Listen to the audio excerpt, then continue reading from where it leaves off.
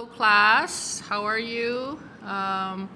It's been a couple of days. Here I am, I'm at school. As you can see, here's my classroom. Classroom you're very used to. Haha. Anyways, we are going to cover this new lesson today. It's lesson 9-2, representing linear functions. Okay, so linear functions is something that you already are familiar with, but we want to just make sure we hit all of the important points all in one shot right now. Representing them, meaning that there are many ways that a linear function can be shown or can be represented visually. Okay, so we are on page, what is this? 390. Okay, so turn to 390 in your book. I want you to follow along with your book. Okay, so there are many ways that we can represent a linear function, okay, as it says here. So here are some of the ways. The first one I want to focus on is called a table. We call that a function table. It's also found in your book right here, okay? And it says here that a function table will show the values of x and y and the function rule, okay? So here, as you can see, or here, right? So there are, so here is your function in the equation form.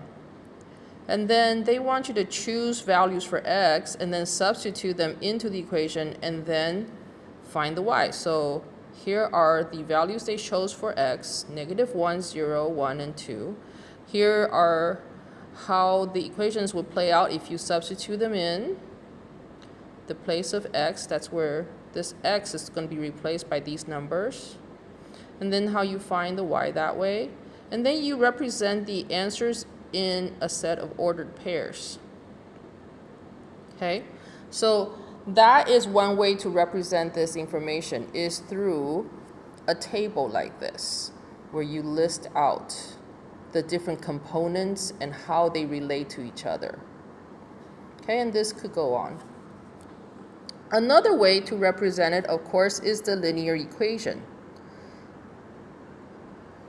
We also call this could also be the function rule as well, okay? So people call this the function rule when it's part of this table, okay? So, but we usually call it the linear equation. And then you can also represent the function in ordered pairs, as ordered pairs. Okay, so you list out the x and y in parentheses next to each other, but the first number is always the x and the second number is always the corresponding y. Okay, these two are a pair. Together, they are the solution of this function. Okay, so not just one number, together they make a solution. Another way to represent it is called mapping. Okay, we kind of went over that a little bit. So they just draw like these blobs, like these rectangular but soft-cornered, like a cell. And then they put all of the x's, which are called domain, okay, in this box. And then they put all of the corresponding y's in another box, and then they draw an arrow to it. Okay. You may think like, okay, why? But there are times when this is helpful, okay? Or it can be shown in another table form. Okay, here we have a vertical table. Here we have like a horizontal table. But again, here are your x values, -0, 1, 2, and now I included 3. And then these are the corresponding y's, okay? This one corresponds to that. This corresponds to that. That's why I call it corresponding. And then finally, you can represent this, all of these functions, okay? These are all the same function, okay, as a graph. Now this graph is not accurate, of course, okay? It's just an example, okay? Okay, so we want to also, so today we're actually just going to cover example 1 and example 2 in your book, okay? 3 and 4 are going to be about graphing. We're going to save that till tomorrow. Tomorrow, yes, we will, graph. Today, we're just going to represent these things as ordered pairs or as tables. This is a very good question that talks about answers that make sense. Okay, because there are an infinite number of possibilities for the x's and y's, but there are only some that will make sense depending on the question. So let's read this question. Games cost $8 to download onto a cell phone. Ringtones cost $1. Find 4 solutions of 8x plus y equals 20 in terms of the numbers of games, x, and the ringtones, y, Darcy can buy with $20. Explain each solution. So what the question is saying is, all right, so on a cell phone way back then, okay, people used to have to pay in order to download games and ringtones. I don't know if you know still what ringtones are, but ringtones are what happens when people, like the sound it makes when people call you. Okay, so you can actually buy specific ringtones, like songs, so you can tell who calls you. Anyways, back then, let's say that a game costed $8, and then a ringtone costs $1 each. And then this person, Darcy, has $20. Okay, now the question gave you this equation, but where did that come from? Okay, they let the x represent the number of games and y represent the number of ringtones. So if you want to know how much money your games will cost, you will take $8 times the number of games to figure out how much money you're spending on the games. Same thing with the ringtone. If you spend $1 per ringtone times the number of ringtones, you get the amount of money you spend on ringtones.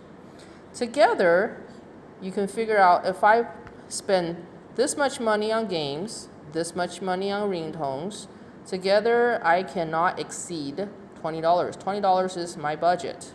Okay, so they have to add up to 20 or less. So if Darcy buys 1 game, she can buy how many ringtones? So we will put 1 in the place of x, and then plus y equals 20, and figure that y is going to equal to 12. That means she can buy as many as 12 ringtones if she only buys 1 game.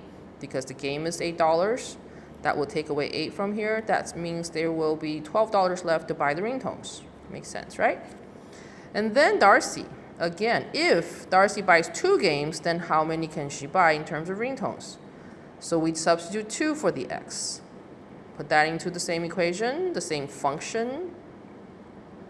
And we find that 16 plus y is equal to 20, so that y is 4. That means Darcy can now only buy 4 ringtones if she buys 2 games. What if Darcy buys 3 games? Then can she buy some ringtones? Well, we find that if she buys 3 games, that will cost $24 already. That is going to exceed her budget. She's going to end up with a negative $4 in her budget, meaning she cannot even buy 3 ringtones. Now, if I say, well, I don't buy any, I'm not going to buy any ringtones. I'm just going to buy games. And then I will find that's 20 over 8, right? Which is 2.5. That means I can buy 2.5 games. Now, it may be okay to do this mathematically like this and come up with 2.5 as your answer. However, this answer would not make sense in the context of this question. And same with other numbers that are not like positive whole numbers. For example, 1/4. Can you buy 1/4? Can x be 1/4? Now, you can certainly substitute 1/4 into your equation. And you would, get a y. However, you cannot buy 1/4 of a game. So this solution does not make sense in this situation because you cannot have a fractional number of games. Okay, same thing here. This solution also does not make sense because you cannot have a negative number of ringtones. Okay, so if the y ends up being negative, that doesn't make sense either. So the only two solutions that they tried are these two, 1 and 2. Now you could also buy zero games and you could buy 20 ringtones. Okay, that's the other solution that makes sense. So the only three solutions that make sense in the context of this problem are 0, 1, and 2 for games. And then for the ringtones is whatever money you have left, right? Then you can spend that on ringtones. Okay. Remember here, very important, each solution of a two-variable equation is an ordered pair, not a single number. Okay, so this is a two-variable equation. Notice, two variables. So your solution has to have two numbers, a pair of answers, not just a single one. Okay. So for today, this is all we're going to be covering. Okay, we're going to skip 3 and 4 for now. We're going to do that tomorrow. For your homework, I would like you to do the guided practice from beginning, from number 1 through, let's see. Here we go. Here's your homework today. Okay, you're going to do number 1 through number 7, all, 13 through 25, all, plus 26, which is another word problem. And then 43 and 45 on page 395, which are the standardized test practice. Okay, just this question and this question. Okay, 43 and 45.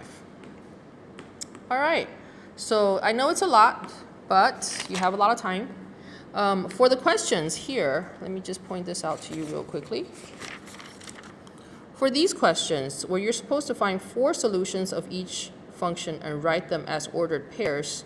Okay, so for questions like that, for example, y equals x plus 5. Okay, if y equals x plus 5, you will need 4 sets of ordered pairs as your answer. The first one should be -1. For your x's, these are the numbers that I want you to use because you get to choose your x's. Okay, you get to choose your x's. So you put the -1 here, and then you get, this is 4. Right, and this is 5, and then this will be, number 1 will be 6 and 7. Okay, so these are your solutions for that question. I want you to just have 4, and then for the x numbers, you get to choose. I want you to use these numbers. That way it's easier for us to be consistent. Okay, so kind of like this. Okay, you don't have to write it as a table, you just have to list them out. Okay, as ordered pairs. Okay, but for questions where you do have to have a table, make your table. Okay, all right, because we are learning how to represent this information in different forms. And these are different forms, the tables, the ordered pairs, the rules, etc. Okay, all right, have a very, very good Monday. I will see you guys tomorrow.